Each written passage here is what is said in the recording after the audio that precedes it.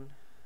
First things first, screencast keys is not included in this version. This is version 2.72. I think they removed it because of I don't know, programming errors. It didn't record all the keystrokes, which I can confirm from the previous videos. So I'm not going to be using it, but in any case I'm not using more than 5 or 10 basic tools. If you've watched the previous videos, or if you have some kind of experience with Blender mesh tools, you'll be fine. Another thing, Codewires, my previous source for exercises and 3D in general, is now dead, I suppose. So I've turned to other sources, for example the Polycount wiki, which looks pretty good. It has some quite sound examples and links for modeling, exercise, etc. So what I'm going to be showing today is how to manipulate subdivision surfaces on the side of a cylinder, which is of course a curved surface and poses certain challenges. So let's get to it. I'm not going to be touching any of these parameters. I need 32 vertices. I'll explain later why. The same radius and depth are fine. What I'm going to be interested in is a structure I'm going to create at the top.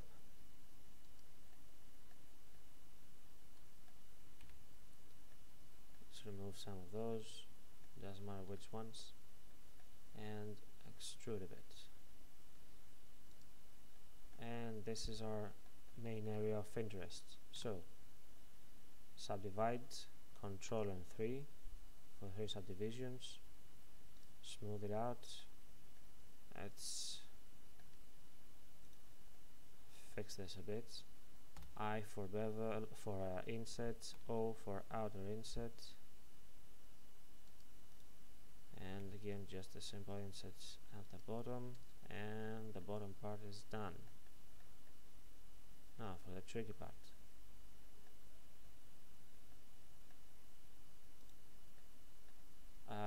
I'm not really comfortable having subdivision shown in edit mode, so there goes that.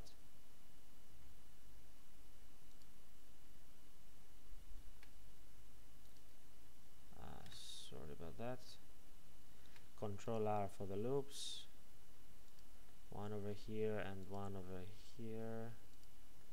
What I'm doing is defining edges. You can see that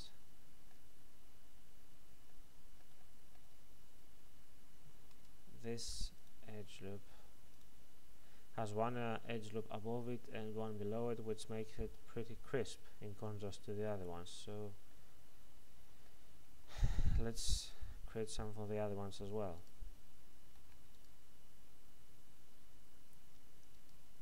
The goal here is that we have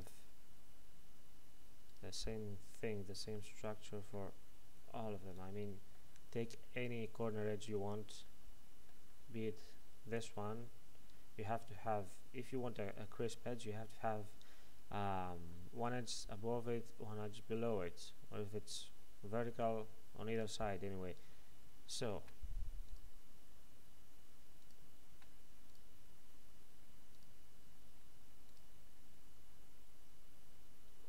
that should pretty much do it, right? Well, you can see the difference here. I haven't made any loop cuts over at this part, and I don't really care about this one, to be honest. The example is only going to be shown at one place, not all of them. The technique will apply to the whole piece once you fan for all the pieces. Okay, so what's wrong with that one? You can see that I've disrupted the curved surface of the cylinder because I've created 2 loop cuts. One is this one and one is this one. They are necessary to me because I need to define this edge and this edge, but I don't need these pieces, these parts. So what did I do? Control, Shift, Control. These edges are now history, and I did all the vertices as well. You can see the curved nature of the cylinder has been restored, and it's somewhat still not quite what we wanted up there.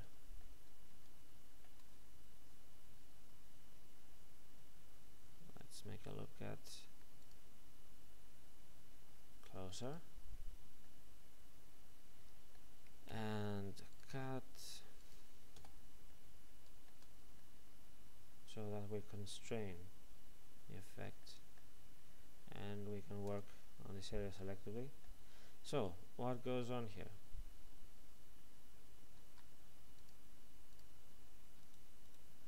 If you look at the cylinder, you can see that what gives the nice curved surface is vertices that are equally spaced from one another and at certain positions. If we disrupt this position, it looks like it's dented, otherwise beaten with a hammer, whatever. It's not what we want, and the same effect appears here. We're gonna fix that. We take that edge, which we want to see, of course, and we try to move it so that it aligns with the general curveness, or whatever you want to call it, of the cylinder. Same thing here.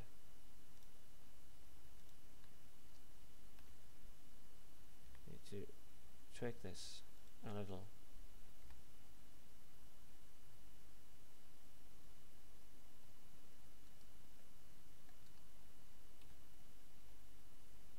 Which makes it pretty smooth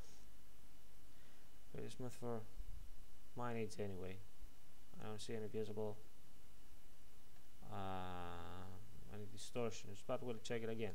So another problem, we've ended up,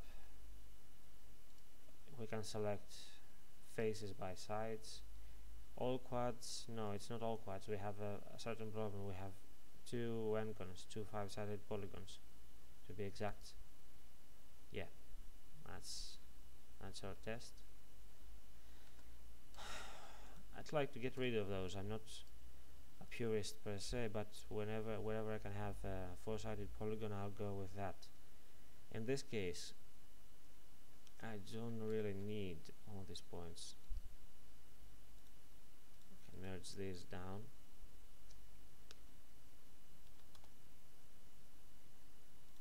Make the look take a certain turn here.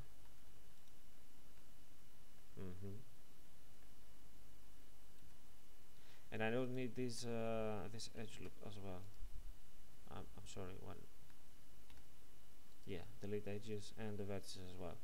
So I've eliminated the one 5-sided n-gon, and I'm left with only one. I'm not going to be touching this one because I'm pretty satisfied with the result. And you know what, doesn't matter, because it doesn't matter either whether it was going to be this way. What do I mean? I could have made it like that, so that this was the 4-sided polygon and the 5-sided polygon was located here. It doesn't really matter to me. It doesn't make a difference, because what interests me is the position of this vertex. It has to follow the curvature. It can't be anywhere in or out of the surface. It has to be exact, and pretty much looks like it. Same goes for the other one on top. So these ones too. Let's check if it's really okay. Markup is your friend in this case. Yeah, looks pretty good. If you want to make minor tweaks, you can, if you think it's not quite what you wanted. And then, to be honest, something doesn't really add up, but I think for most purposes it's fine. Yeah. Anyway, looks quite good. You apply the same technique to the other points. I mean the points where they meet a curved surface, and you have the end result. As you can see, I tried to add detail and define edges without touching the rest of the curved surface. This has remained, from this edge loop downwards, it has remained intact. I tried to replicate this example with 16 vertices on the cylinder, not 32, but it didn't quite work as well. It seems that you need a higher density, a higher mesh density to get a more even result, so I don't see a problem with that.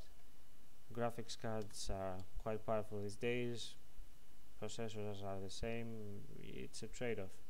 But if you want the best result, you have to be you have to spend some more vertices, if you want to call it that. So thanks.